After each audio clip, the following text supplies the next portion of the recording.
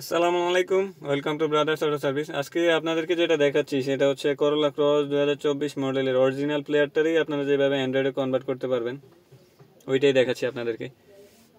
এটা হচ্ছে করোলা ক্রস 2024, করোলা ক্রস 2021-22 ওই মডেলটা তো সেমভাবে এইভাবে অ্যান্ড্রয়েড হয়ে যাবে, শুধু একটা ডিভাইস কানেক্ট করতে হয়।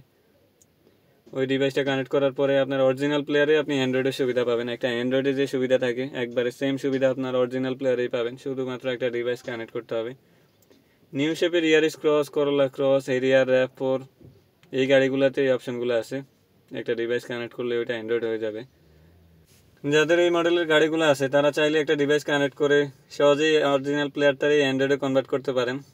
ডিভাইসটা সংগ্রহ করার জন্য চলে আসতে পারেন আমাদের ঠিকানা বারিধারা জে ব্লক 18 নম্বর রোড।